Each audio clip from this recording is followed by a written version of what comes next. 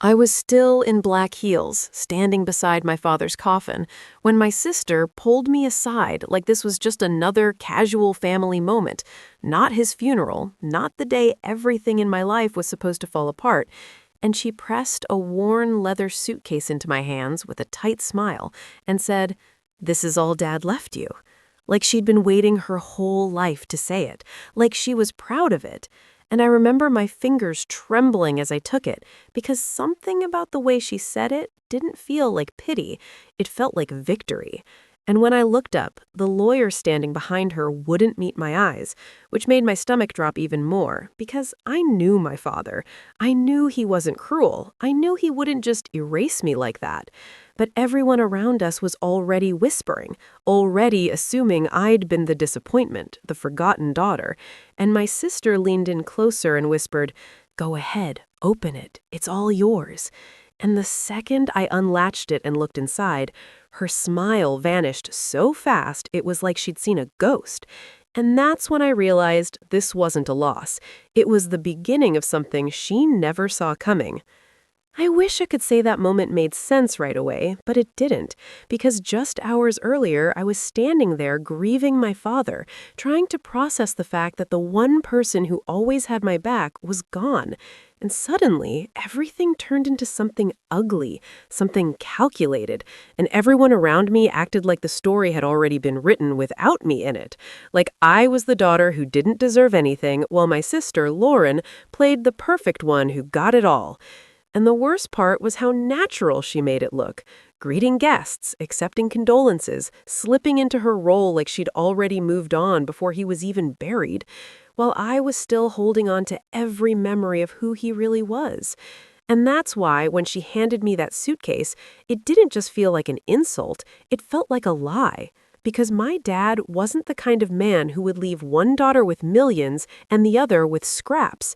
And deep down, I knew there was something she wasn't telling me, something no one else seemed to question. And as I stood there, gripping that suitcase, watching her carefully recover her composure, I realized this wasn't just about inheritance anymore.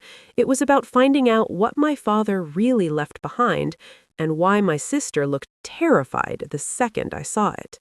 I didn't open the suitcase again right there at the funeral because something about Lauren's reaction told me I needed a moment away from her, away from everyone. So I held it shut, forcing my face into something neutral while she quickly recovered and laughed it off like I hadn't just seen her panic, saying, "It's just old stuff, nothing important."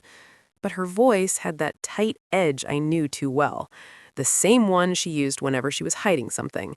And that alone was enough to make my chest tighten with a mix of grief and suspicion, because growing up, Lauren always had to win, always had to be the one in control. And my dad used to joke about it, calling her relentless. But now, standing there with his coffin just a few feet away, it didn't feel like a joke anymore. It felt like a warning I hadn't taken seriously enough. And as people started gathering around Lauren, congratulating her in those awkward, hushed tones people use when money is involved, I realized the narrative had already been set. She was the successful daughter who inherited everything, and I was the afterthought, the one handed a suitcase like a consolation prize. And I could feel their eyes on me, waiting to see how I'd react, waiting for me to either break down or disappear quietly. But I didn't either, because the second I caught the lawyer finally glancing at me, then quickly looking away again, I knew there was more to this, something he wasn't saying, something Lauren didn't want me to understand.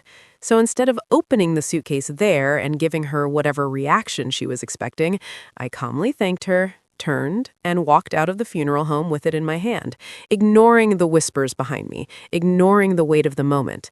Because suddenly my grief had shifted into something sharper, something focused. And the second I got to my car, I locked the doors, placed the suitcase on the passenger seat, and just stared at it for a long moment, my heart pounding, replaying the way her face had drained of color, the way the lawyer refused to meet my eyes. And that's when I finally reached forward, unlatched it again, and slowly lifted the lid, expecting old clothes, maybe a few keepsakes, something meaningless.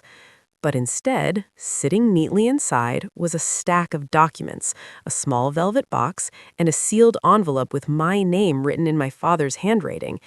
And the moment I saw that, I knew without a doubt that whatever my sister thought she had taken from me, she hadn't won. My hands were shaking so badly I had to steady them against the steering wheel before I reached for the envelope, because seeing my name written in my dad's handwriting hit harder than the funeral itself, like he was still there for a second, like this wasn't over.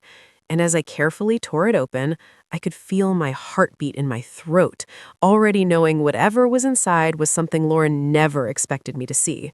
And the moment I unfolded the letter and started reading, everything around me seemed to disappear, because it wasn't just a note, it was a warning, written clearly, deliberately, telling me that if I was reading this, it meant things hadn't gone the way he intended, that I had been cut out publicly for a reason, and that I needed to trust what he left in that suitcase more than anything anyone else said, especially Lauren.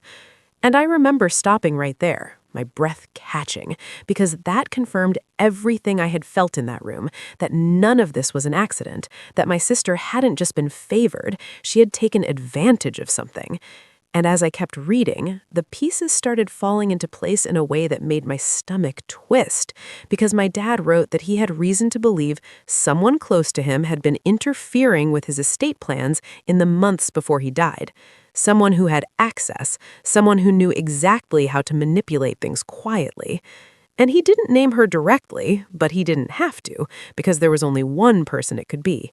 And by the time I reached the end of the letter, my grief had turned into something else entirely, something colder, sharper, because he had left me clear instructions, telling me not to confront anyone yet, telling me to review the documents in the suitcase, and contact a specific attorney whose card was tucked inside the velvet box, someone he trusted completely.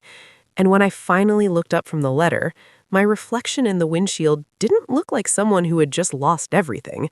It looked like someone who had just been handed the truth. And when I opened the velvet box and saw the key and business card inside, I realized Lauren hadn't just underestimated me. She had walked straight into something my father had been planning long before either of us realized it. I didn't go home that night. I didn't call anyone, and I definitely didn't confront Lauren, because every instinct I had was telling me to follow my dad's instructions exactly. So instead, I drove straight to a quiet parking lot and went through every document in that suitcase, one by one, forcing myself to stay calm, even as the truth started unfolding in a way that made my chest feel tight. Because these weren't random papers. They were copies of financial records, property filings, and handwritten notes from my dad documenting changes that didn't make sense. Transfers he hadn't authorized, signatures that looked just slightly off, just enough to pass if no one looked too closely, but not enough to fool someone who knew him the way I did. And the more I read, the clearer it became that this wasn't just suspicion, this was evidence, and every piece of it pointed back to Lauren, to the months leading up to his death when she suddenly became involved in his finances, insisting she was helping him manage things, pushing me out of those conversations like I didn't need to worry about it.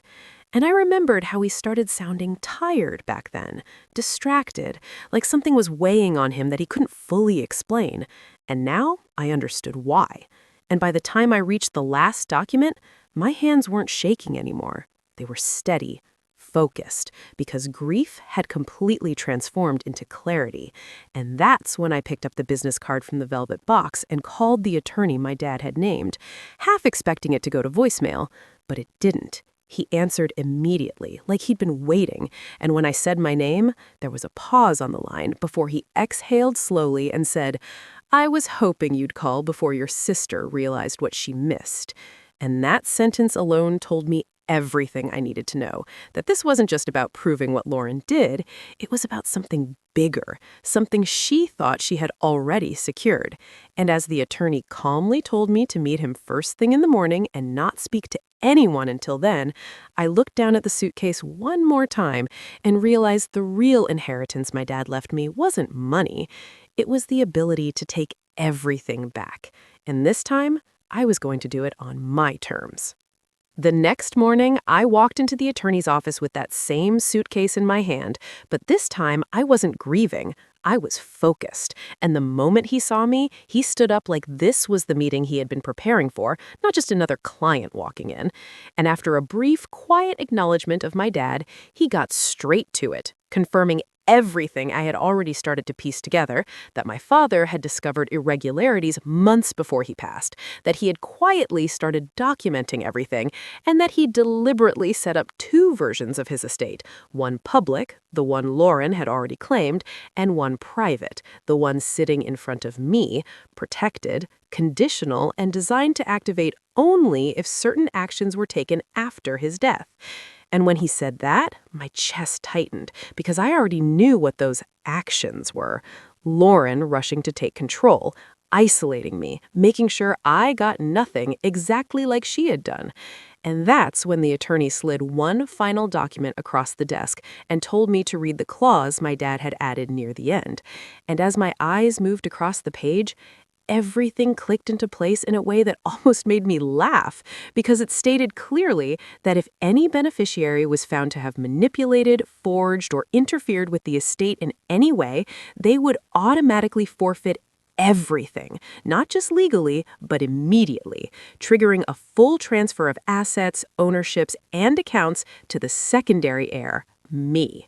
And I remember looking up slowly, the weight of it settling in, because Lauren didn't just risk losing a portion, she had unknowingly set herself up to lose all of it.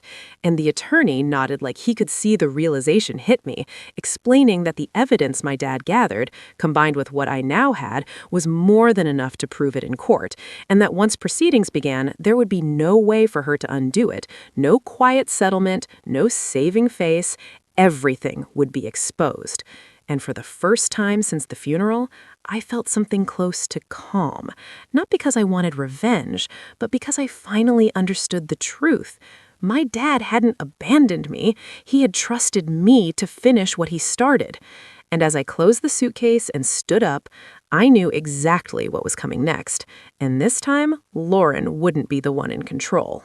3 days later, Lauren wasn't celebrating anymore. She was sitting across from me in a conference room, her confidence completely gone, as the same lawyer she once stood behind now laid out every piece of evidence in front of her, every forged signature, every hidden transfer, every move she thought she got away with. And I watched her face slowly fall apart as reality hit her, because the clause she never knew existed had already been triggered the moment she tried to cut me out, meaning everything she claimed, every dollar, every property, every account, was no longer hers. It was mine. And for the first time in her life, she had nothing to control, nothing to hide behind, just the consequences of her own actions. And when she finally looked at me, her voice shaking as she said, "Please, we can fix this," I didn't feel anger. I didn't feel revenge. I just felt clarity. Because this wasn't me taking anything from her. It was her losing everything she tried to steal. And as I stood up and walked out, leaving her to face what she created, I realized karma didn't need help. It just needed time. And if you've ever been underestimated, betrayed, or made to feel like you were nothing, remember this. Sometimes the quietest person in the room is the one holding the ending no one else sees coming. So make sure you subscribe, because stories like this, they're only just getting started.